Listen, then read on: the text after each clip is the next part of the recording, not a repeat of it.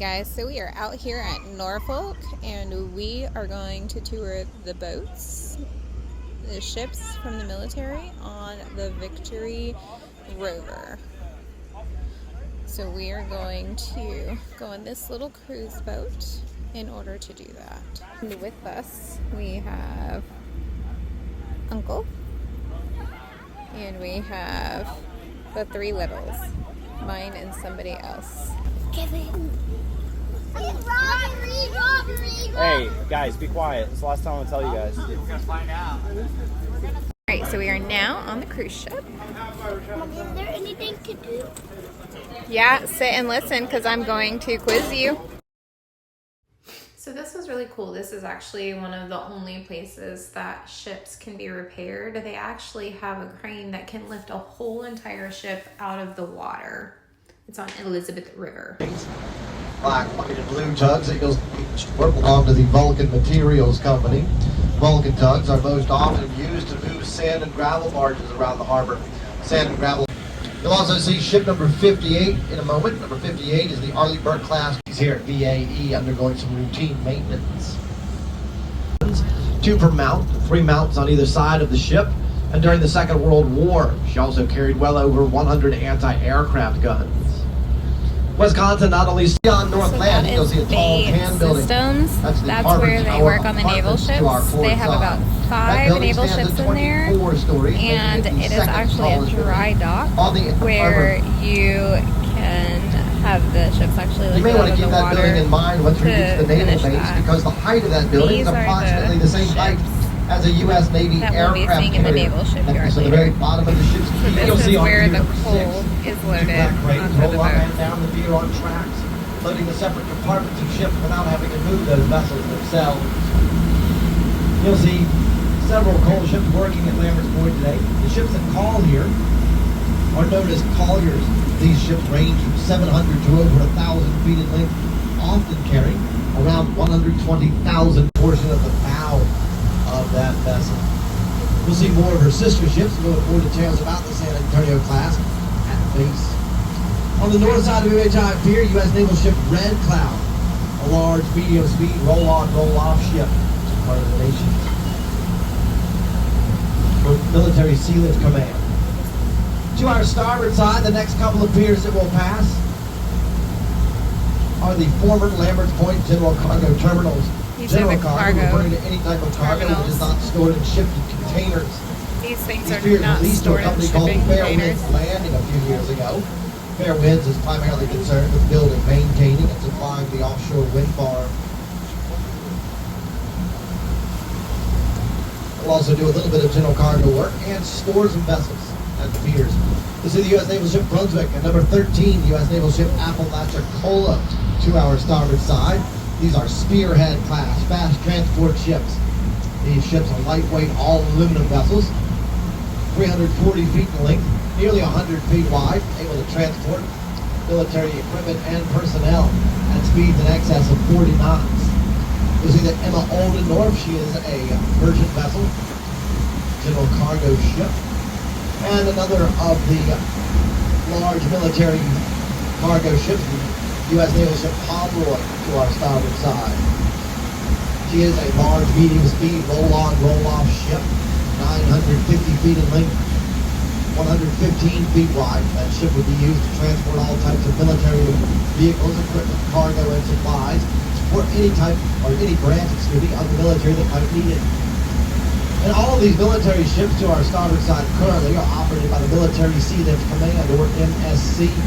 MSC ships are owned by the Navy, operated for the Navy by civilian merchant marine crews. 2 more Spearhead class vessels, the Yuma, in short of her, the Burlington to our starboard side.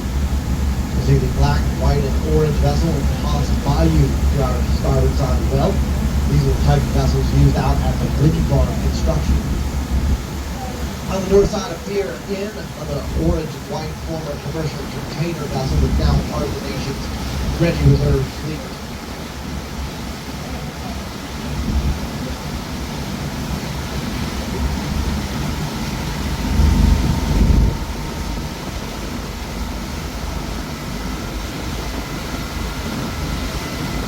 See all of Just these over ships 1,200 feet in with length for the all larger of vessels. their containers on them.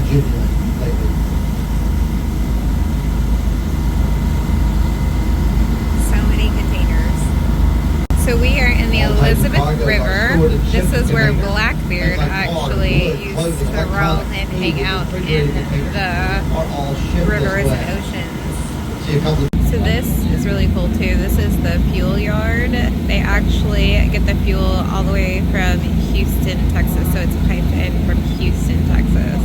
But this is where they get the fuel for all the aircrafts and the ships and things like that. About 120,000 tons of coal comes out of here. It's typically used to make the steel. I know. This is Coney Island. This is actually Craney Island, not Coney Island. It is where the Navy keeps all of its disposals and trash. So this was actually one of my favorite parts of the tour. This is where they showed where the ships are demagnetized. So there's two ports, and they put the ship between the ports, and they send an electrical current through cables that are already on the ship. And the reason they do this is because it makes it so that the mines and torpedoes cannot find them, but it also allows them to ensure that nothing is going to interfere with all of the electronics that they have on board as well. More than 650 pounds of high explosives travel through the water, at more than 70 miles per hour. These submarines are also equipped for long-range land attack, carrying Tomahawk cruise missiles on board. Tomahawk can be fired from either a surface or submerged position, and depending on the version used, the Tomahawk has a strike range between 700 to well over 1,000 miles. And these ships, or submarines, these submarines are nuclear powered. Each sub carrying a single reactor on board. That reactor will provide near silent propulsion at speeds in excess of 25 knots when submerged. Reactors function for between 15 to 20 years between refuelings, which allows for more than 1 million miles of steaming distance for a submarine between refuelings. The Los Angeles class sub, the one inshore, 360 feet in length, 33 feet wide, and that mission would be carried out using the Mark 40 landing craft and hovercraft to maneuver in and out of the ship quickly and easily once ballast tanks in the rear of the vessel are flooded, causing the stern to sink down to the appropriate level for those landing craft, hovercraft to operate. Pier number 3 here at Naval Station Norfolk is the Navy submarine pier. You'll see two sloop bandings on her smokestack. And next in view to our starboard side is the highlight of our tour, Naval Station Norfolk, Virginia. Naval Station Norfolk is the world's largest naval operating base, covering an area of more than 6,000 acres on a point of land known as Sewell's Point. Base home to over 100 surface ships and submarines, as well as a wide variety of aircraft that operate here. You won't see any ships at Pier number 1 this afternoon, so looking ahead to Pier 2. The 3 ships at Pier 2 are all sister ships. Number 44, the USS Gunston Hall. Number 46 is the USS Tortuga inshore. And number 50, the USS Carter Hall. These 3 vessels are Whidbey Island class amphibious assault ships, known as landing ship docks, or LSDs for short. This class of ship is the smallest class of amphibious assault ship used by the U.S. Navy. These ships are 610 feet in length, 84 feet wide. Each carries a crew of 340, and each of these vessels can transport 400 Marines as well. Conducting training exercises off the coast of Virginia. Before that, about 2 weeks ago, quite a few Navy ships were here at Naval Station Norfolk in celebration of Sail 250, That one's held from here Turkey. at Norfolk. It's a Second visiting weekend ship. of June. The ship that you'll see on the north side of pier number 4 is the Mohammed 4 out of, oh, excuse me, that's not the Mohammed 4, that's a Turkish vessel that you'll see on the north side of pier 4. That's the Orik Rus. She's a Turkish frigate, 383 feet in length, 49 feet wide, carrying a crew of about 170 on board. On the south side of pier number 5 is the USS Mitcher. She's an Arleigh Burke class destroyer. Ship number 19 to our starboard side is the USS Mesa Verde. Mesa Verde is a San Antonio class amphibious assault ship. She's known as a landing platform dock, or LPD for short. That ship, 688 feet in length, 108 feet wide. She'll carry a crew of 400, and that ship will transport 800 Marines. Mesa Verde will carry several helicopters. She'll also carry several of the Marines' Osprey aircraft. Osprey are propelled. She is 844 feet in length, 140 C, through a process known as underway replenishment, or UNREPs for short. Basically, that you actually landed on the light pole at the end of pier number 9, sitting on top of the first. On the north side of pier 11 is ship number 78. That is the USS Gerald R. Ford. That's the Ford. Gerald That's Ford the is one the that first my of the brother Gerald was Ford on. class of super aircraft carriers. The U.S. Navy classifies any carrier of over 1,000 feet in length a super carrier. Ford is. Alright, so that ended the cruise portion. We also were able to get into Nauticus and the Wisconsin.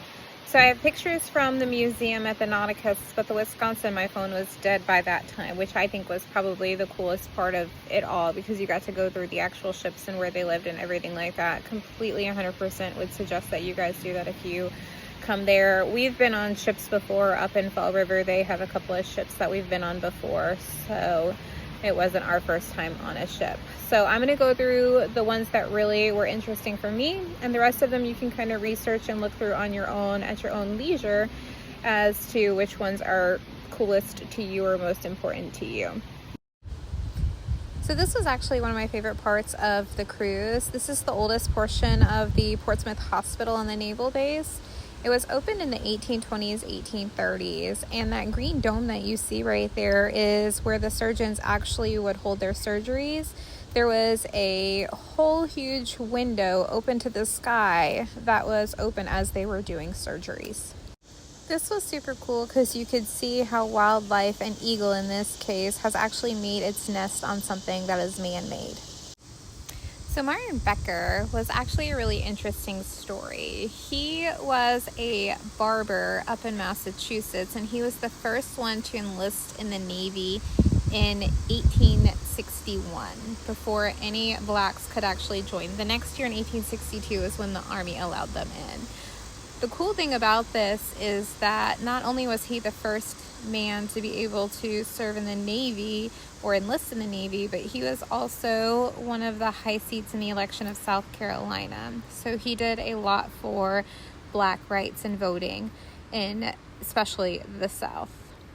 What really adds to this is the fact that we've been going to Civil War sites around here. So we went to Antietam, Harbor Ferry, and also Monocacy, where they talk a lot about the African Americans in the Civil War.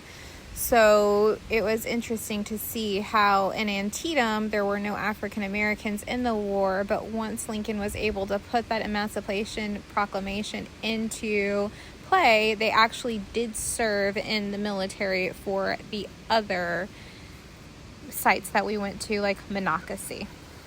Such a cool way to be able to pull these things together for my kids. This was another cool part of the museum. It showed how prisoners would knock on the walls to be able to convey information to one another. It's another way that people also were able to communicate in wars and things like that, like we've seen in Antietam or Harper's Ferry or other places. So this was one of the most amazing stories that I saw in the museum. This gentleman right here actually had a landmine or a mine of some sort shoot up into the side of him, and it did not detonate. So one of the surgeons actually was able to go up in there and take out that bomb from his side and then ensure that somebody was there to deactivate it so it did not detonate on everybody. He went on to live a full life. Talk about luck. Come, all you wild young men, and a warning take by me, and see you go no more, my brave boys, into any strange foreign country, into any strange foreign country, and see you go no more, my brave boys, into any strange foreign country, as I myself have done, the very last day of May. It was then that I parted from all my friends, for I could no longer stay, for I could no longer.